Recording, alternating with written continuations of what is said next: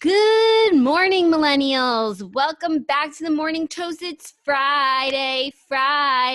Gotta get down on Friday. I have this microphone here that makes me feel like Christina Aguilera on the Disney Family Sing-Along last night, and I'm not afraid to use it. Hey, Claude.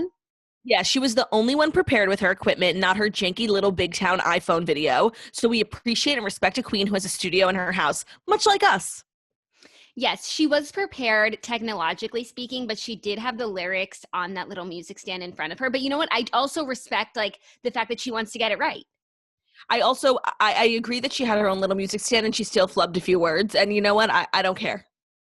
I don't care at all. We're going to talk about the ABC Disney Family Sing Along. It is a story. I want to get all of your thoughts. I watched 45 minutes of it. I missed your Little Big Town thing. I'm sorry that they triggered you. I know that that's really difficult for you to see Little Big Town on your television.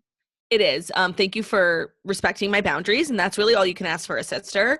We'll get into it because I have a lot of thoughts. I watched so much TV last night, so I was excited. I was literally up all night thinking, like, what am I going to say? Because it's very stressful to watch TV that you plan on recapping because, like, for the most part, everything I watched last night, I just want to enjoy, and I don't want to be writing notes. And, like, sometimes when I'm really feeling, like, on top of my game, I start writing shit down, but I was just tired last night, and I'm just, like, I'm falling into a slump. You know, the quarantine is a Ramona coaster. And I'm just like, this week has been one big downhill slope for me between like everyone just annoying me and everything being like ugly. Like I just can't.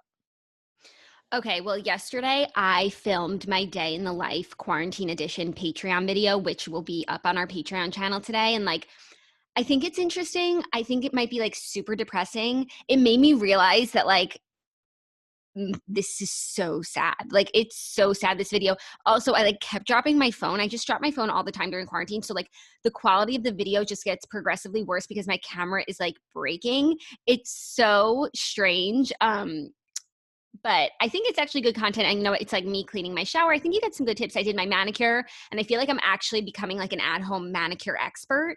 So I'm going to share with you guys some of my tips and tricks because I have like one or two tips and one or two tricks. I think maybe yesterday was also a little bit of a downer for everyone because in New York, we got our quarantine extended another 2 weeks, which I think we all knew. I never expected to be able on May 1st to like run out and lick the subway. But something about it being so formal from Governor Cuomo's sexy lips that made it No, really depressing. no, it wasn't sexy whatsoever. It was deeply depressing. Yes, it's another 2 weeks, but it is another one whole month from where we are at right now. And I never expected on May 1st that I could be like dancing in the streets and we would have a block party. But I did think that like things would start coming back to normal. And I am devastated by the extra 2 weeks. And I don't agree. And I'm very upset. I'm devastated as well. I think that I always thought June 1st would be like the breeding ground of somewhat normalcy. So we're May still on. 1st. No, I thought June 1st. Oh, okay. But we're still So on that's fine. track.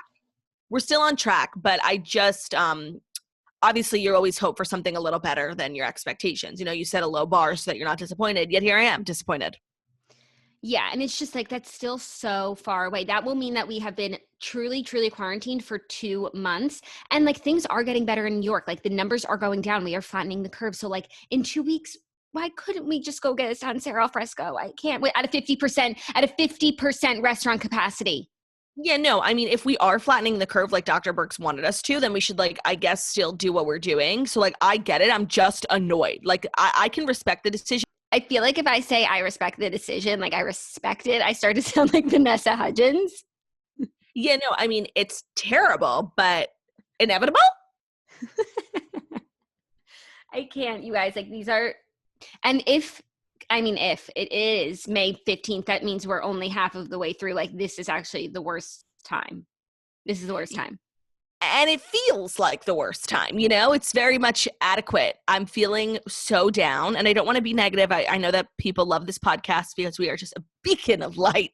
So I will continue to try, but just so everyone know, I'm struggling. And it's really the little things getting me through. Like yesterday, Passover being over, that was a bright spot on a cold, stormy day. And I had cookies. Oh, and oh my God. Wow, I literally just woke up 20 minutes ago and I had a dream that the gas in my building was back on, and for a second right now I thought that it was real. Wow. I'm so sorry for you. Did you see the meatless bolognese I made last night? Yeah, it was hard to look like I wanted it when I had bolognese made of real meat.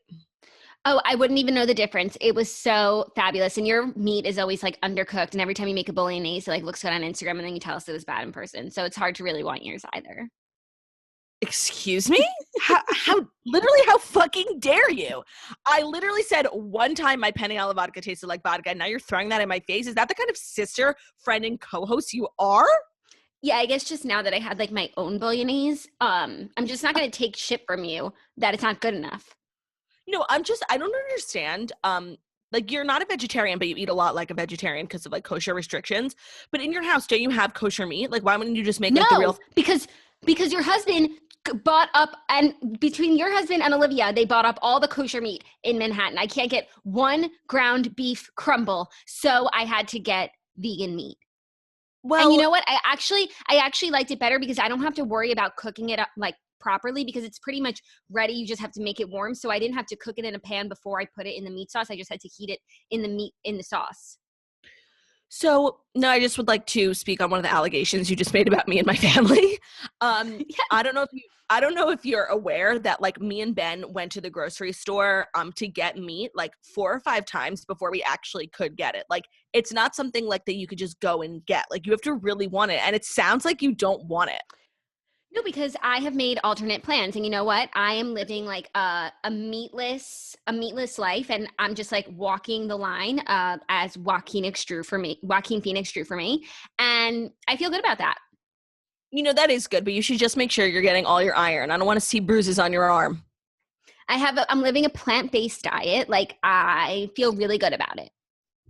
I'm glad. Just don't hurl accusations on your plant-based diet that I'm somehow eating all the kosher meat in New York, because that is rude and people are going to but like, yeah, no, obviously other people are eating kosher meat in New York, but it is very hard to come by. And you know what? I have a lot of things like on my list of things that I need, and kosher meat is like number 20, and I'm not even past like number 3. I need Clorox wipes, except a toaster sent me a huge bottle of Clorox wipes and has saved my quarantine. That's really generous. See, that's where we differ. Like kosher meat was number 1 on my list for like 2 weeks before I actually got it.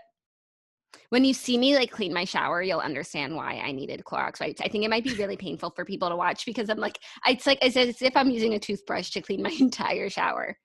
What's wrong with your shower that it needed to be cleaned so badly? It just like soap scum, you know? Mm-hmm. If you leave it, it just is wet and then it's dry and it's wet and it's dry and it just like gets kind of dank in there. And it's my favorite part of the day. So I want to make sure, like showering is my favorite part of the day. So I want to make sure that it's as premium as possible in these quarantines. I thought you meant that cleaning your shower is your favorite part of the day. No. I'm like, wow, you cracked. In fact, cleaning my shower is my least favorite chore of all the chores that I've chored. My least favorite chore that I used to do like just sporadically, you know, in between like the major cleanings, but now I find myself doing almost every day is just the floors. Like there's so much dust, so much crumbs. And I think I'm hyper aware of it just because of Theo and I don't want him like eating dust bunnies. But also New York is so disgusting. Like I live in a very clean apartment and literally every day there's new dust bunnies gathering in the corners. Dust bunnies. We have a dust bunny infestation. Like our apartment, New York is so dusty.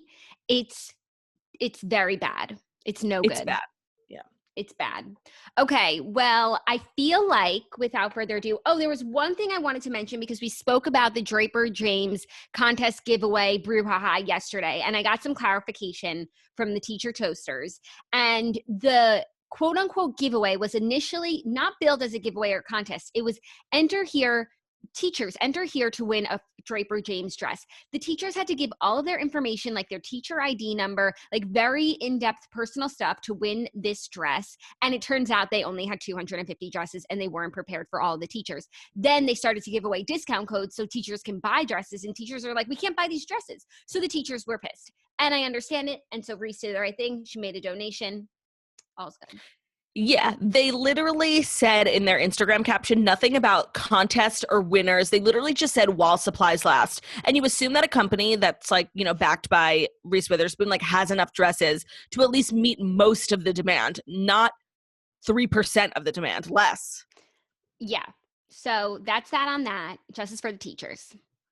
JFT.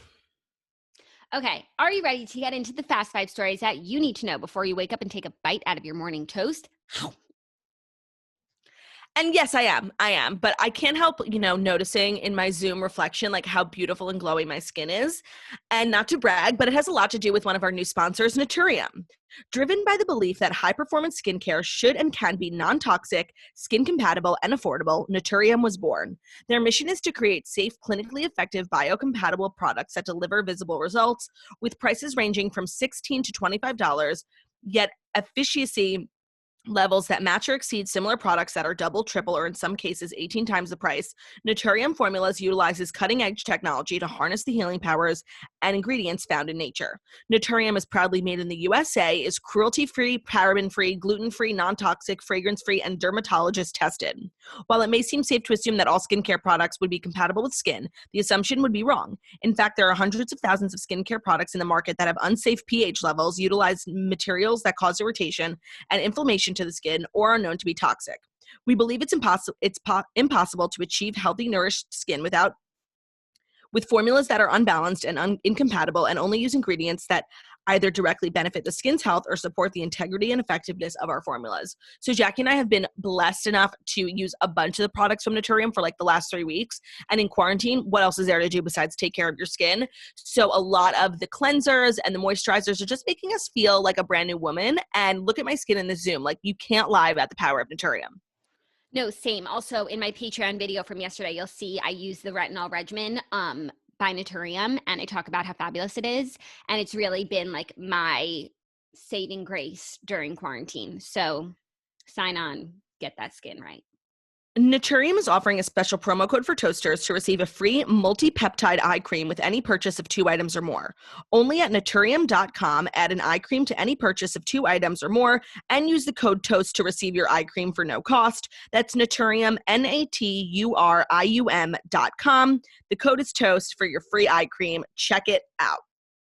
Love it. That eye cream rocks, by the way. Totally worth it. Also, an eye cream in general is just something that rocks. It's key. It's key. Okay, first story. Beyonce surprises Disney sing-along show with When You Wish Upon a Star. Beyonce surprised Disney fans and music lovers everywhere Thursday evening by popping into the entertainment juggernaut's Disney Family Sing-Along on ABC.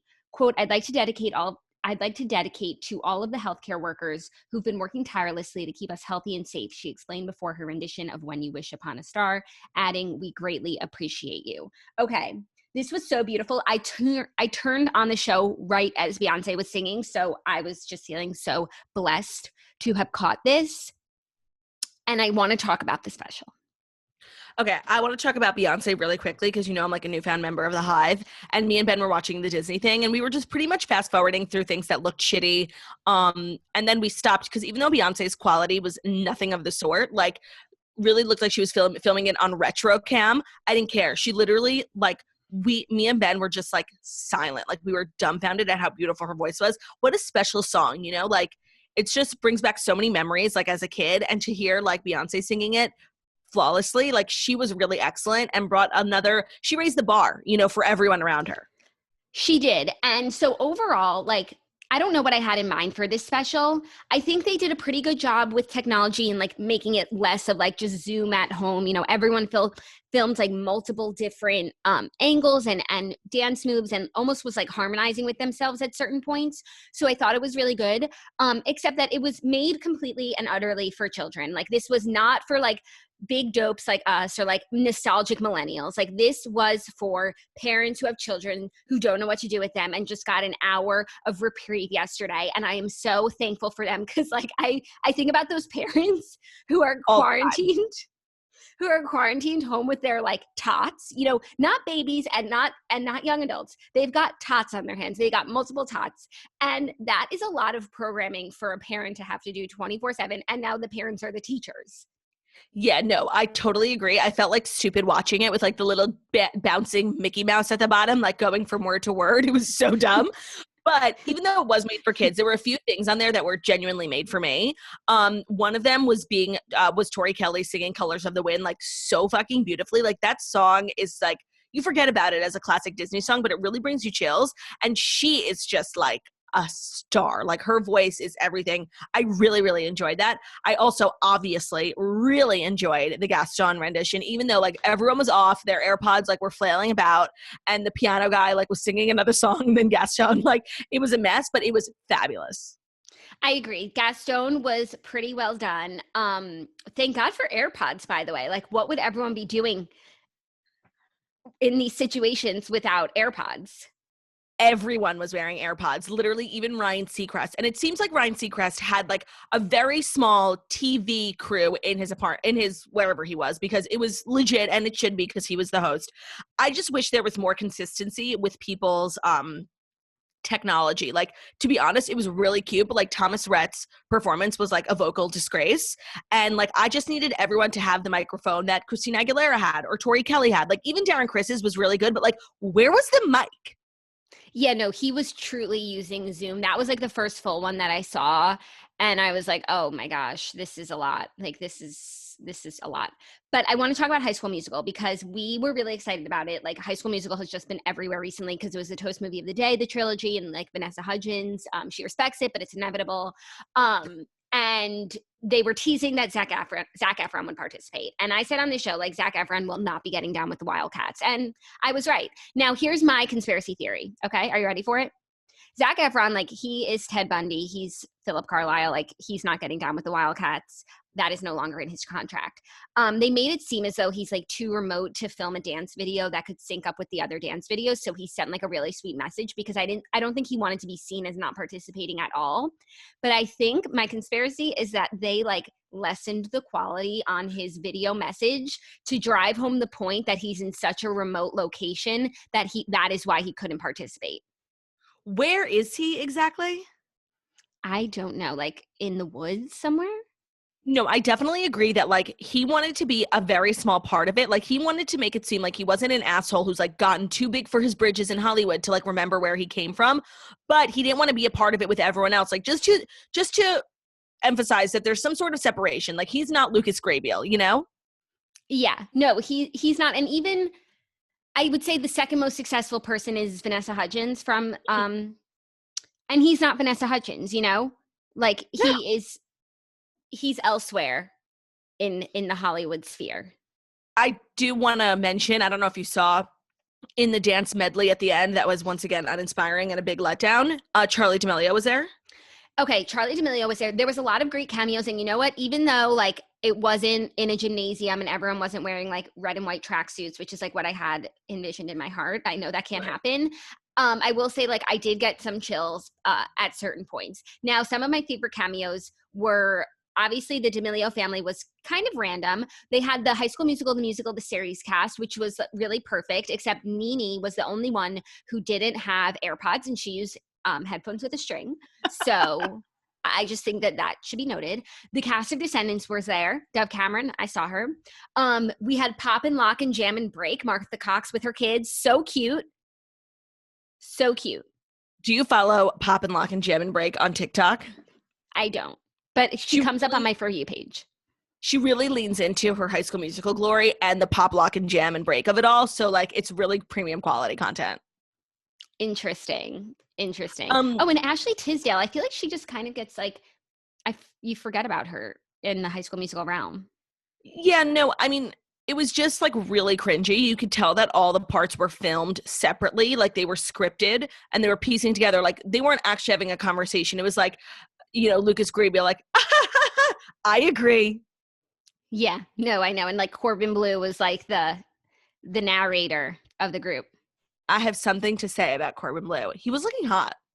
Yeah, he looks good. He looks really good.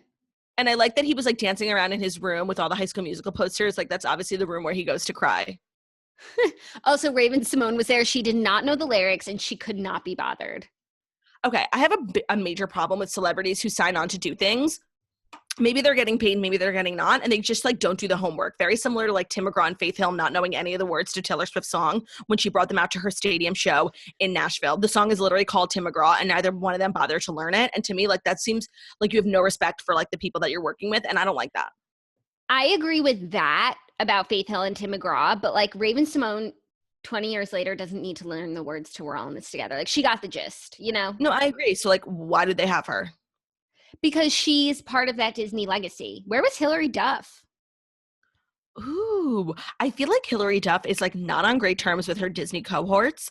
Ever since like the rise and fall of the Hilary Duff reboot that like got canceled, now it's back, and then it's canceled, and like she was And pleading then on she was like Instagram begging for it to be on Hulu. Hulu. Yeah, so I don't know. I don't know either. But anyways, I thought it was cute. I'm so happy for the parents who got that hour for themselves. And you know, people, they're trying. Michael Bublé showed up and Ruined it. and ruined it. I need a break from him. A major break. Okay. Are you ready for our next story? Yeah. You don't really look ready, honestly. Well, I just put on lipstick. I like do the toast at my vanity, and I can't like be in front of my makeup and just like not futz with it. Do you know what I mean? Yeah, I'm doing it for my vanity also, but I haven't had that temptation to futz with myself yet. Well, I'm like hating the lipstick, but I don't have any wipes here, so I think I have to keep it. I think it looks nice. It just looks weird to wear lipstick. It's like you don't put lipstick on a pig, you know? It's like weird to put lipstick on a face with no makeup. Yeah, are you wearing no makeup? I was wondering what your makeup routine is for Zoom. Nothing. It looks good. So I'm like getting less and less by the day. So today I'm just foundation, mascara, eyebrows, concealer, lip. Soon concealer is going to go. Eyebrows and mascara and foundation will always stay. Unless I'm just going to, at a certain point, I'm going barefotched because like I don't even want to put on makeup anymore. Like I want my skin to heal. It's like that meme, like we are the virus. Like what could my skin do if I stopped tinkering with it every day? Yeah, it's like everyone in quarantine has been able to like get their hair in a better place, their skin in a better place, and we're missing out. So I'm now fully diving, like I'm not putting on makeup until probably June. Yeah, especially hair. Like I'm already done with my heat tools. You know, I should put them somewhere because they take up a lot of space in my bathroom. Like I can just set them aside because I have another month without them. Yep. I just. Okay. Princess Beatrice has canceled her wedding amid coronavirus pandemic. Princess Beatrice and fiance Edoardo Mapelli Mazzi, like matzah, have officially called off their wedding in light of the coronavirus pandemic. The couple, who were set to wed at St. James Palace in London on May 29th, with a reception hosted by Queen Elizabeth II to follow at Buckingham Palace, confirmed the news on Thursday. There are no plans to switch venues or hold a bigger wedding. They aren't even thinking about their wedding at this time, a spokesperson for the couple told People. There will come a time to rearrange, but that's not yet. Yeah, that sucks. That sucks, but you know what? Like she's a princess. Like at least she's not like losing, you know, out financially. Like doesn't the taxpayer pay for it? Like let's give me a story about a real girl who lost her wedding, you know? Like great, a princess. There are so many. You know what I would do if my wedding were canceled like in and around this time? What? I was thinking about it because so many people, like when we were talking about the Aaron Foster thing, they were like, what would you do if you couldn't have your wedding? And so I thought about it, and I would pick a weekend and I would say, everyone, we are going to Las Vegas and we are getting married, because I wouldn't want to spend that money again, the money that I lost. Like I couldn't part with it twice. So I would say, we're going to Las Vegas this weekend. I would invite anyone from the wedding who I was going to invite, and we are getting married in a chapel. Yeah, I would definitely get legally married around the same time that I was supposed to get married regular, just because, like, of course, a wedding's like about the party, but at the end of the day, it's about the actual act of getting married, and I wouldn't want to delay that part. I could wait for a party, but I wouldn't want to wait to, like, start my life with someone. So I don't even know if you can go to City Hall, but, like, I would go to City Hall, I would get married legally, and then figure it out later. Like, parties can wait, but, like, marriages cannot. Yeah, I agree with that. I just, like, couldn't go if my wedding was canceled just a few weeks before it was supposed to happen, it means I've gone through all of the stress of planning a wedding, and I wouldn't be able to do that again, not even for a party later on. Like it just, for me personally, and for people who can do it, like they're just stronger than I am, but I wouldn't be able to. I would say, okay, not meant to be. We are going to Las Vegas, which we should be going there anyway, you know? And you know what? Maybe this quarantine has helped a lot of brides realize that they're like marrying the wrong man, you know? Oh my God, I wonder if like they're taking it as a sign. Mm-hmm, definitely. Oh my God, if we have any Corona brides out there, let us know. Right into Dear Toasters next week. Totally. Okay, next story. Brett Eldredge has poured his life changes into a brand new single. Quote, "This is the best I've ever felt." Brett Eldredge released new music today after years of just being MIA. And the song Literally. Gabrielle, co-written by the artist, reflects the rewards and realizations of his lengthy self-improvement journey. Quote, "I wasn't going to come back into the public eye until I thought I had something very important to say, and it's going to mean something. It's been 3 long years since Brett Eldredge has recorded new music, but don't think one of country's most soulful crooners had to shake off any cobwebs when he finally returned to the studio. Quote, "I stepped into that booth and the first song, we nailed it. One pass," the 34-year-old hitmaker tells People exclusively. Quote, "It was the most excited I think I felt in a long time." Happy for him. This is, Happy for by the me. way, so crazy. Like, who just goes out and like goes MIA at the height of their career? Like, before this, he had released such a stellar album. Like, it's one of those albums you could listen to 5 years from now, 10 years from now, and it's still just like beautiful. And he is so talented vocally. Like, such a weird thing for him to just like take a step back. I feel like that's probably a smart thing to do. I'm so excited. I didn't even know he was releasing new music today. I knew that it was coming. I just didn't know when. I have missed him so much. Like, I have the biggest crush on him, and I'm really excited about this. So he released actually 4 songs today. I started to listen to Gabrielle, which is the main song, before we were recording this, but it's just like too emotional, and I just wanted to set it aside for when I hit that quarantine vibe later, you know? Did you add it to the playlist? Oh, it'll be added to the playlist. But first I have to listen to it in full just to make sure. Speaking of incredible new music, though, Kelly Clarkson came out with a song yesterday that was just everything of the sort. And she came out with the song in like multiple languages. It's her new project. It's called I Dare You. And if you hadn't heard the song yet, like, you're missing out. If you haven't heard the song yet, I dare you. I dare you to listen. It's so good. Anyways, Brett Eldredge has previously described many of the substantial life changes he's made in his quest for self-discovery, taking up meditation and journaling, undergoing therapy, reconnecting to the outdoors, and perhaps most shockingly in this day and age, giving up social media and going to a flip phone. Oh, I wish I had a flip phone. Then I just wish I had a flip. Then I just wish I had a flip phone so I could like fucking slam it when someone like, it's Cuomo calling me, another 2 weeks in quarantine. Flip. Agreed. Completely agreed. Um, Anyway, this is sweet. This is awesome. Yeah, I mean, like, awesome. I'm happy for him. Truly know that I am. I'm happy for us that we're getting new music. I'm happy for him that he took the time to like make himself better at the height of his career. I'm sure that's a really difficult thing to do. And now we're getting new music in quarantine, which is just like such a gift in this time. I am so appreciative of artists who are still releasing music during quarantine because so much has stopped for people, and music is one of those things. Like, at the beginning of quarantine, I wasn't listening to a lot of music. I was watching a lot of TV. Now I just like cannot get the energy to put my TV on. Like, it almost makes me sad. I don't know why. So I turn it on at night when we have stuff to watch for the toast. But like during the day, I'm really listening just to the Quarantines playlist, like all over the house. So I'm really grateful for people who are still releasing new music. Like, I really, really appreciate it. Yeah, well, you know what? That's an amazing segue into our next story because Ryan Tedder has a hot take that I actually don't think you're going to agree with. Is it the story about Ryan Tedder that's brought to you by Daily Burn? Oh, obviously. Okay. Because all the gyms are closed, but you want to stay active and get fit? Sign up for Daily Burn at dailyburn.com and give at-home workouts a try for 30 days for free. If you want motivation, Daily Burn's professional trainers have plenty to spare. And if you hate training alone, you can join a group session every weekday. There's programs that fit your needs and fitness levels. You can get 30-day free trial if you sign up at Daily Burn now, dailyburn.com. As mentioned previously, Jackie and I have both cracked a long time ago. And working out in your house is actually a lot easier, in my opinion, than working out in a gym. Like, you don't have to see other people, and like you could just go straight to the shower. Mm-hmm. It's amazing. So Daily Burn. And who would have thought, but it is amazing.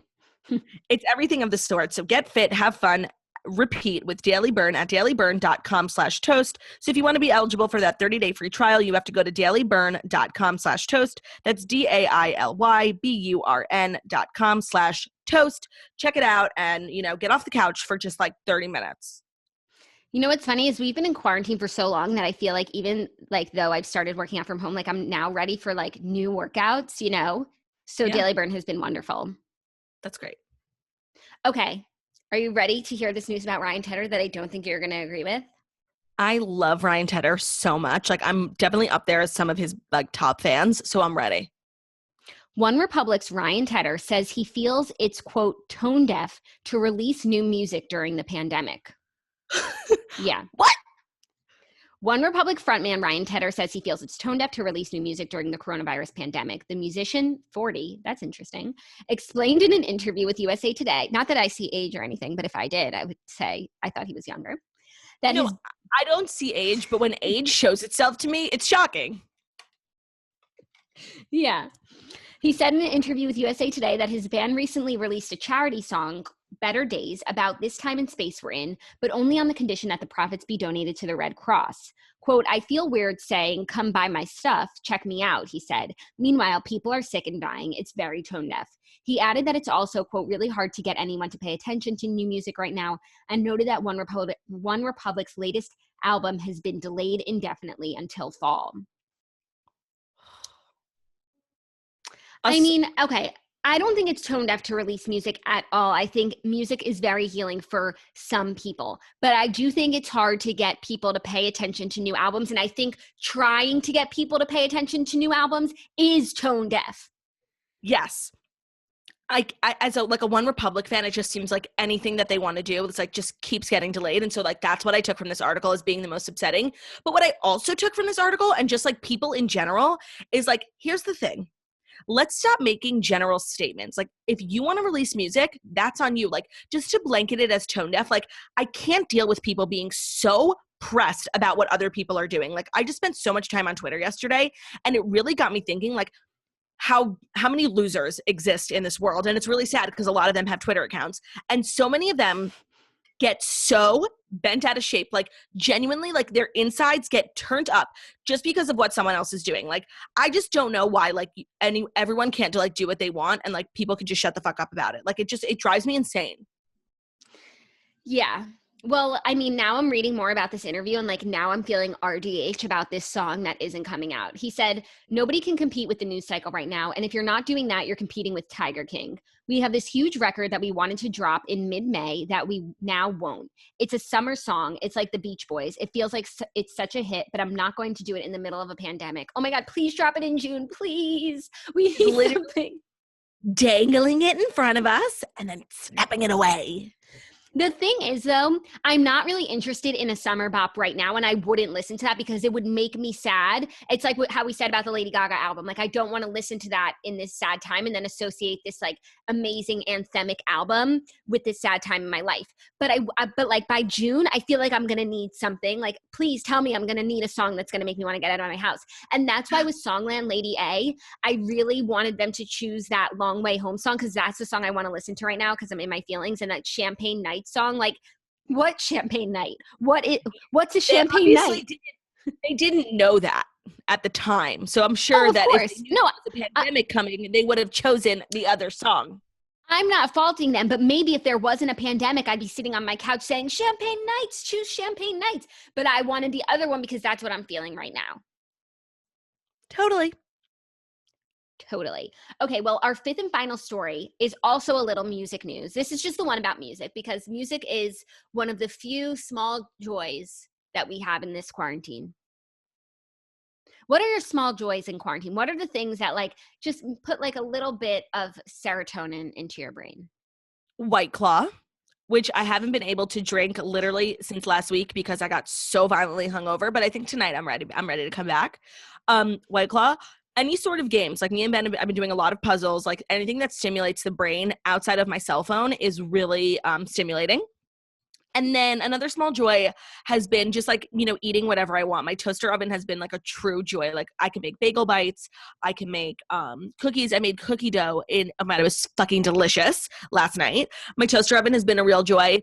And Real Housewives of Beverly Hills. Ooh, that's a good one. What of yours? Mine are music, the Quarantines playlist, like such fabulousness.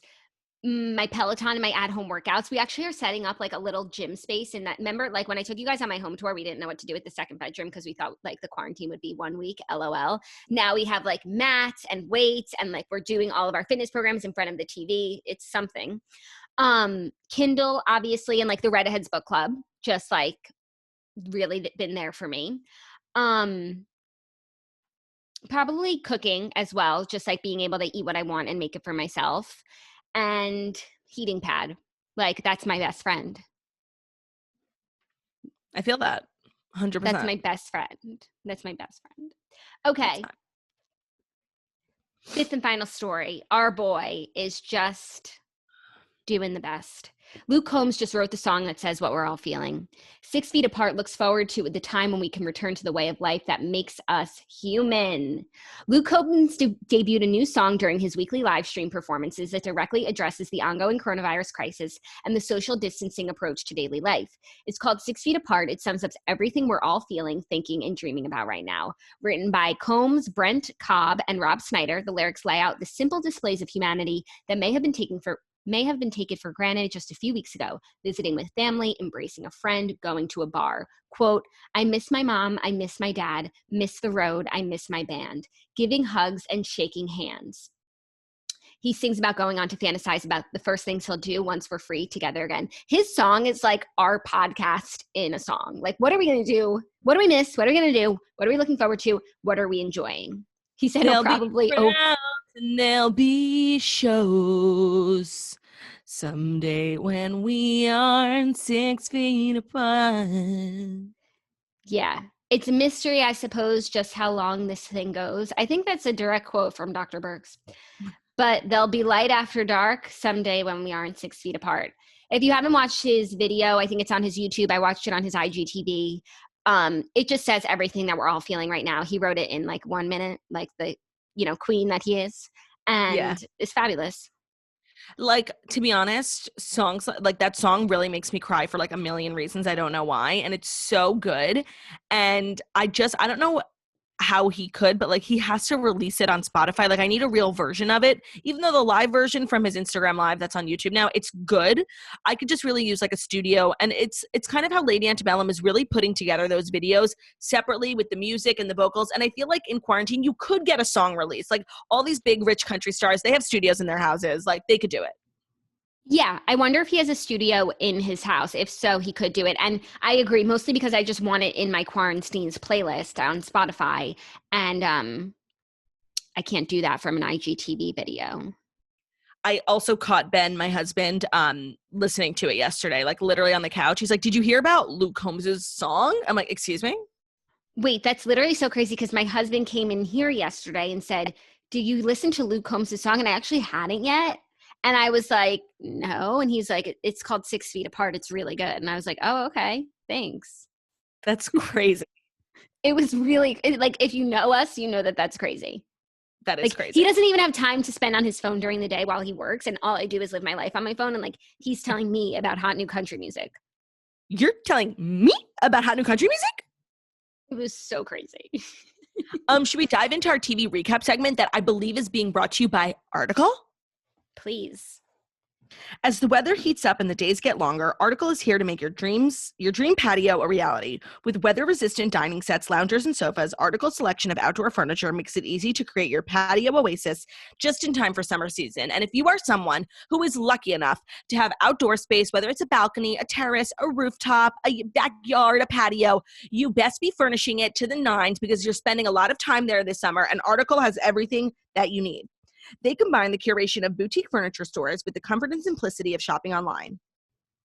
Article's team of designers focus on beautifully crafted pieces, quality materials, and durable construction. They are dedicated to a modern aesthetic of mid-century Scandinavian, industrial, and bohemian designs. Fair prices, they have up to 30% over traditional retail prices. You could save up to 30% over traditional retail prices. They're able to keep their prices low by cutting out the middleman and selling directly to you. No showrooms, no salespeople, no retail markups. I have a lot of their indoor furniture. It's absolutely stunning. And I was just FaceTiming with Lauren Elizabeth, and she like redid so many parts of her house. Like, a lot of it was from Article, and it looks so cute. Wow. They also have fast, affordable shipping. It's available across the USA and Canada, and it's free on orders over $999.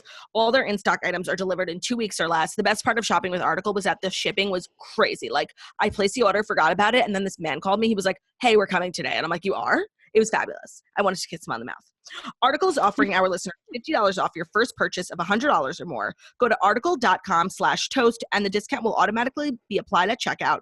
So you have to go to article.com/toast to get $50 off your first purchase of $100 or more. Thank you, Article, for sponsoring a Real Housewives of New York recap. Sign on, get beautiful outdoor furniture for those of us who can't. I thought that this episode of Real Housewives of New York was fascinating because as someone who lives in New York, I have heard for years, and the understanding has generally been that Ramona really runs in this like snobby crowd, and the housewives are considered her like trashy friends. And when Dorinda came to the group, she was one of like Ramona's fancier friends, and it was like a crazy like mixing of the two. So I feel like last night we got a real insight into the social life of Ramona Singer, and I thought it was fascinating. And it was so pertinent because in the news, like for the past like 2 weeks, this house, Joe Farrell's house, the Sandcastle, has been all over Page Six, that it was going for like the highest rental in history in the Hamptons, and some family just rented it. It was all in Page Six. It's like, they didn't say who it was, but like this hedge fund guy and his family rented that house for the summer for $2 million, which just for the summer is the highest rental in Hamptons history. Wow. So does the rent start already? Like, are they there for the quarantine? So the article said that the guy wanted to get out with his family for quarantine, so they started now. Oh my God, what a dream. Like, just to get to like that house that has every activity you could possibly think of, and like you have it for the summer and you have it for the queue. Like, oh my God, take me with you. I need to meet these people. I want to meet their toasters. Sons and daughters. Yeah. If your dad is the guy, hook us up. Please help us. It's just all very meta. You know, it was like the Sandcastle and it's like 30 million. And it was all coming together for me. Okay, so it was definitely interesting in terms of, you know, like the social hierarchy of New York City's elite, but it was deeply cringeworthy, like seeing these women in, I guess, like in a social circle that they don't belong in. But to me, like, they're so like that, they're my, you know, top tier. They're celebrities. They're on TV. Who are you? And, you know, and they also like, they do have money. They're not like these, like, I don't know, they just were acting like they were sewer rats. Different. Yeah. Like, I don't know. It made me really kind of uncomfortable. And it's like Sonia Morgan, like her last name is Morgan. Like it's not, and even when Tinsley said in her confessional, like, Ramona, you're pretending to live this life that like Sonia actually lived. So I kind of understand why Sonia like went so off the deep end, because I'm sure this was like, one, she was so drunk, and two, I'm sure this like brings her back. And I'm sure she worked so hard to like break free from that life and be her own person that she's not going to let anyone tell her she has to behave this way in this sort of house. It looked like the least fun party I've ever seen. The women were dressed like so fucking randomly, like they were each going to a different event, and that is a theme with the Real Housewives of New York. Like they need some sort of stylist, not for individuals, but to tell them like, this is the vibe we're going for. Like it's so messy. Like look at the Real Housewives of Beverly Hills, and I understand not everyone is the Real Housewives of Beverly Hills, but the Real Housewives of New York are fabulous. Even when Bethany was on the show like 2 seasons ago, they were in the Hamptons, and Bethany was like, what are we wearing? We all look like we're going to like some different and crazy event. I would actually say that the best dressed person, the most appropriately dressed person for the occasion was Leah. Oh, I totally disagree. I thought she was except for the jean jacket. And also these women need to stop wearing crossbody bags. I'm sorry, but you're not in college going from frat party to bar to downtown, and you need to have your whole life in your purse. Like get a small clutch. Come on. I don't think that anyone, like I'm brutal about crossbody bags. I really am. But like, I just don't think that adults like should be wearing crossbody bags. I agree. But I don't agree with the Leah outfit. I think she was like heavily underdressed. That's something like you would wear to Surf Lodge. I really thought Tinsley looked good. She was slightly overdressed. To be honest, the only person whose outfit was appropriate for like the boring old crowd was Dorinda with her pantsuit. Like she fit in. Yeah. And I think it was Poochie. I agree. Like Ramona was not dressed appropriately. Ramona was on a Revolve trip in Jamaica. 100%. And she's telling everyone else what to wear. Like it was really. I'm sorry, wait. I have a question. Literally, how can we have this conversation without talking about the atrocity that was Luann's outfit? Oh my God, just really the shoes. But it's so weird because I feel like Luann always does look right. She lives in the Hamptons pretty much. Like how did she miss the memo on what to wear to this big party? They just look like a hodgepodge disaster.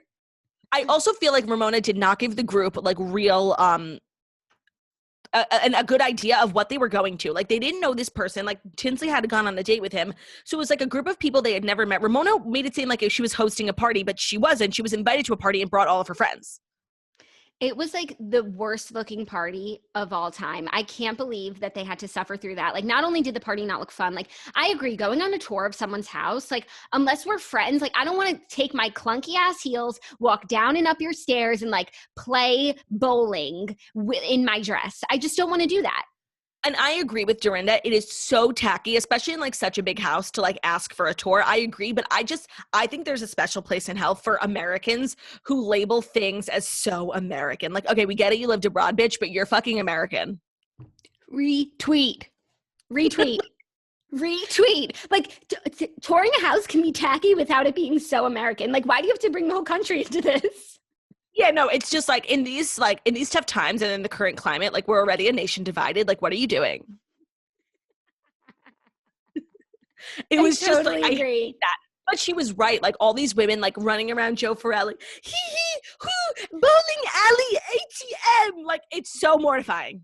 Like, they've never been in a nice house before. It was shocking. Like, these are, it was truly, it was so uncomfortable. I've never seen any Real Housewives of anywhere like act like so ood and odd by just a little bit of money. Like, I thought you all guys come from money.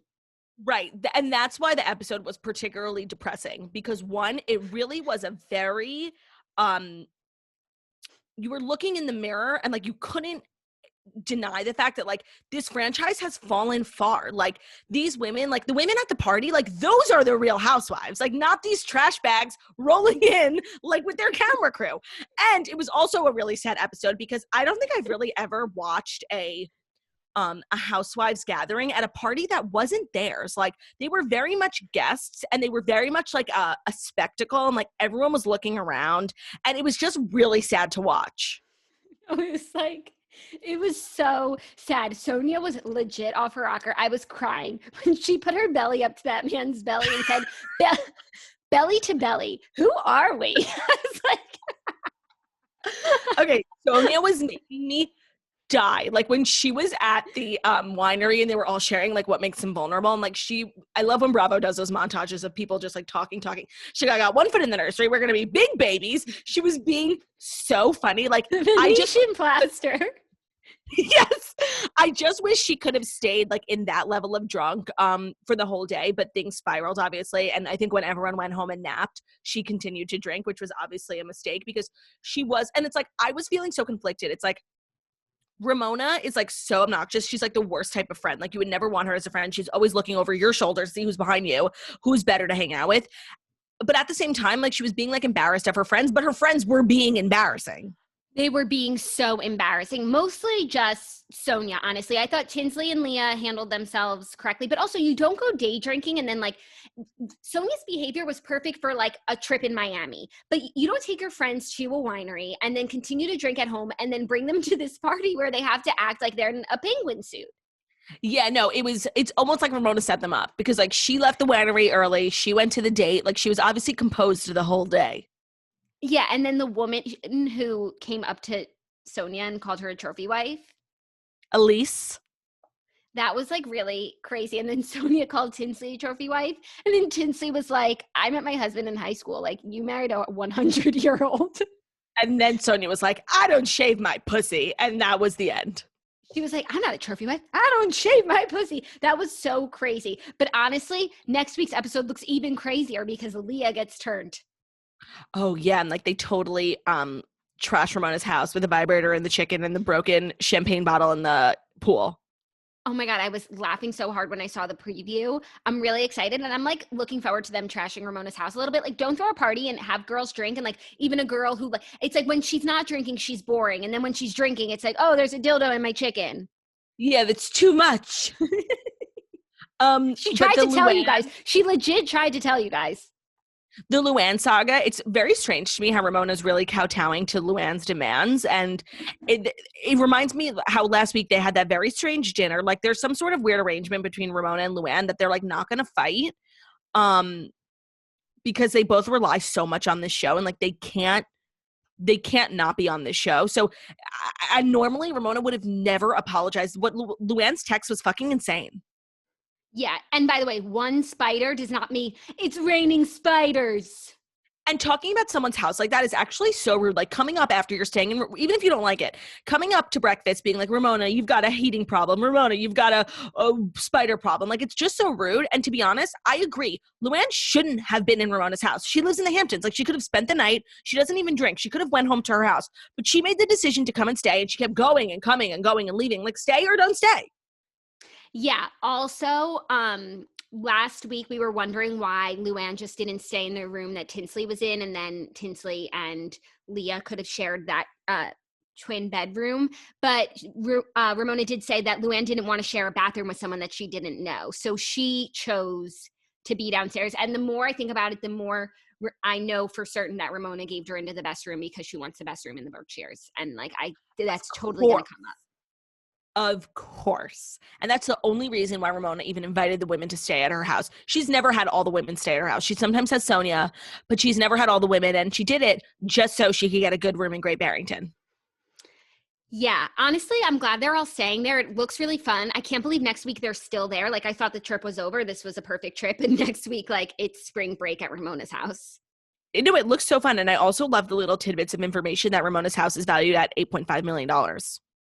Yeah, it's a really nice house. That's why I don't understand when they go to a house that's, okay, nicer, but like it's in the same sphere. Yeah, no, it's an $8 million house. It's on the water. Like, she just renovated it, which I think really she did to like up the appraisal because she added a ton of value. It actually looks good. Like, even though it's not everyone's taste, it's clean and renovated, and that's all people look for in the Hamptons. So, also, I actually found Ramona's house on a summer rental website. I was like, that house looks familiar. I mean, I think that we like really should stay there. I think we should rent it for the whole summer. I would absolutely love to. Anything else about Housewives before we jump into Kardashians? Nope, that's it for me. Okay, so we're going to jump into our Keeping Up with the Kardashians recap, which is brought to you by Fiverr. Finding freelance talent for your business or project? Sometimes you need to pivot quickly to meet a goal, or maybe an unexpected obstacle occurs, making it impossible to meet your deadline with the size of your current team. So where do you go to find on-demand talent? How much will it cost? How can you be certain that they'll deliver? Finding the right freelancer can be time-consuming, frustrating, and expensive, but Fiverr's platform helps keeps businesses moving with a network of trusted freelance talent. And as a bustling business, we are always looking for graphic designers, video editors, audio editors, and Fiverr's been super helpful in A, helping us find people, and B, knowing how much we're supposed to pay so we are not getting like swindled on Craigslist. Whether you're launching your first business, scaling your current business, or in need of extra support to complete a project, Fiverr is here to help you evolve, adapt, and grow. Fiverr connects businesses with freelancers who offer hundreds of digital services, including graphic design, copywriting, web programming, film editing, and more. You can find what you're looking for instantly, searching by service, deadline, price, reviews, and more. You'll know exactly what you're paying for upfront because there's no negotiation needed. Plus, they have 24/7 customer service that you can count on. Their sellers have worked with some of the most influential brands in the world. Check out Fiverr.com today and receive 10% off your first order by using our code TOAST. That's Fiverr. Code is COAST. Find all the digital services you need in one place at fiverr.com/toast. Again, that's Fiverr, Fiverr.com, code TOAST. Love it. Okay, keeping up. It was another mundane episode, but to me, the difference in this week's and last week's episode was huge. Like, I didn't feel like this week we were being swindled, hoodwinked, and bamboozled into thinking some of this shit was real. I thought this episode was like so sweet. Kim has not been in the last two episodes really at all, which I find interesting. Like, maybe she was just busy at that point in time, but as someone who like really carries the show, it's weird to see her not be there. Yeah, but I think everyone else really pulled their weight, and I think Kylie totally stepped up. Even though like her scenes with Stas were obviously scripted because like she doesn't film all the time, so they wouldn't catch that candid conversation where she just like realizes she needs to get her eyes done. I didn't care. I absolutely loved seeing Stas. Like, I think she is really a great foil for Kylie on television as a character, and I would love more. They're just like so glam. I love how they're always twinning. Like, are they having sleepovers? That's so fun. Yeah, does Stas live in Kylie's house now that there's an extra bedroom since Jordan moved out?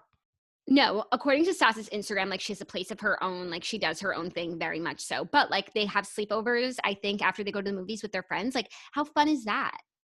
Yeah, no, like their life seems so fun. And honestly, the LASIK eye surgery was freaking me the fuck out. Like it's literally so creepy to like touch your eye.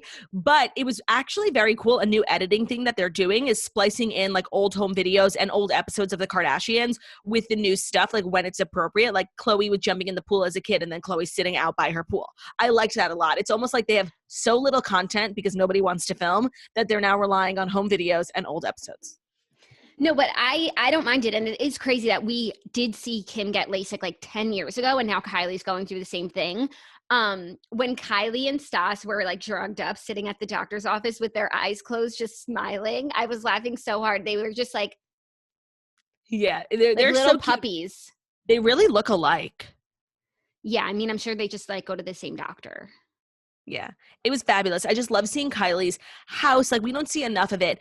And what I find really interesting is that Kylie's house that she lives in is like it's not what you would think for a billionaire, but at the end of the day, it's just like her and her baby. Like how much house do you need? But like most billionaires would have like literally a 100,000 square foot house just because they can. But she has just as nice of a house as like Khloe and Kourtney. Like, but she's obviously a lot richer. I think that's cool.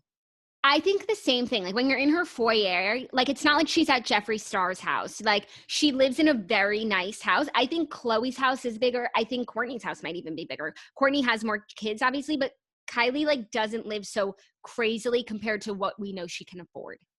Yeah, and it's like when she moved out of the house at 18, Chris gave her that like regular house. Like it was Kylie bought it, but it was like a regular starter house, like the houses that Kourtney and Kim used to live in. Then when she started making a lot of money on Kylie Cosmetics, she moved into this house, which was like the same level as her sisters. But she has been in that house for a few years and her finances have far exceeded her sisters and she hasn't moved out, which I think is really cool. I think it's cool too. Like even when she does her YouTube videos of like cooking with Stormi or her Christmas decorations, like she has, you know, an entrance and stairs and a living room and a kitchen. Like it's cute. It's not like she has an elevator and like all this crazy shit. It's just a really, really, really nice home. I agree. What else? Oh, the stuff with Kris Jenner in the photos. Like I thought that was so funny. Hysterical. And I love that, like, they really tried, like, when the production person said the thing about Khloe's nails, it's like, yeah, no, that would have been a dead giveaway. Like, they really were trying to drive it home. I thought Tracy did a great job. It was really funny to see. And I love that they're going for a long-term prank. Like, they're not just looking to be like, gotcha. Like, we didn't even see the photos yet. Like, I like that they're trying to emulate, like, the Todd Cranes magic that lasted over an entire season. And I'm excited because I love a good prank, a harmless prank. Me too. And I loved the Art Vandelay prank. Like I thought it was genius and hilarious. And that also lasted a long time. So I'm here for Khloe and Scott, like cooking up some mischievousness. Yeah, it was cute. I also just really love Kris Jenner. And I feel like watching Kardashians, especially when she's always like momager or whatever, but when she's like really being mom, she's like so funny. Like I just loved watching her take care of Kylie. It's obvious that Kylie's when she was pulling the taco out of her mouth, I was getting really annoyed. No, but like that was funny and cute. And like that's a Kris Jenner I love. And I feel like Kylie's definitely her favorite, but Kylie really like loves to hang out with her friends. And Kris was just like loving like being needed by Kylie because she like never really is. And until she left. Yeah. But I just love seeing her as like a mom. Do you know what I mean? Yes, I agree with that. Like she just is like cooking up tacos. Like how do you not have the salt? But I really was just getting really annoyed for some personal reason of when she was pulling them out of her mouth. Like it was just bothering me. There's a special place in hell for people who take food away from other people. Yeah, and just like tease them with food 4 times. Yeah. Oh, Malika told Khloe that she was pregnant in quite possibly the strangest way ever. Completely agreed. What was with the Atlanta thing? Like that was so weird. No, it was so weird. Like I still don't get it. Are they moving to Atlanta? No, and it's like, no offense to them, but Khloe, like, what kind of work could you guys be doing in Atlanta? Like, what do they do? Like, maybe if they were filming something, maybe they act, or maybe like Malika would be doing another reality show, like Relationship Coach. What is it called? Love Boot Doctor Camp or whatever. Yeah. Famous Sex Love. Famously in Love. Famously single. Famously single.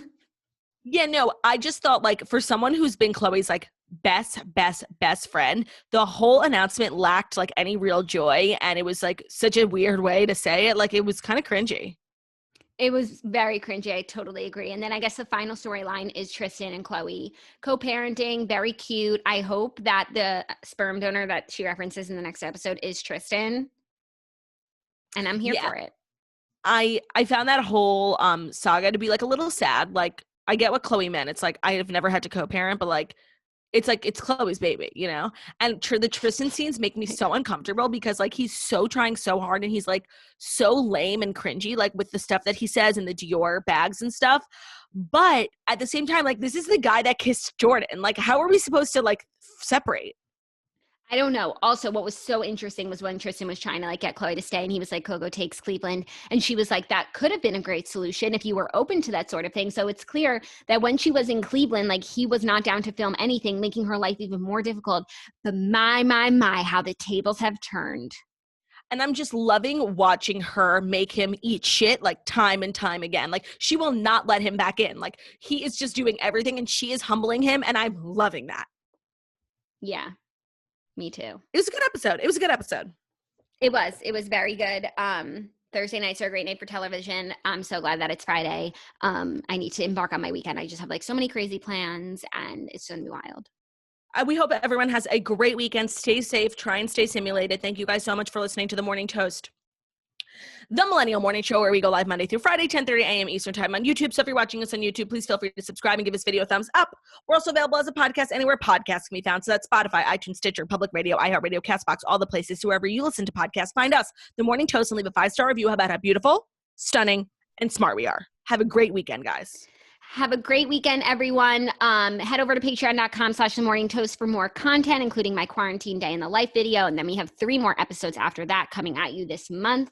Also, make sure to check out the Redheads. If you're looking for something to do this weekend, read the latest Redheads book and listen to the episode because I worked really hard on the audio and it's really fun. And I think you'll really like my friends. With that said, have a great weekend. Bye.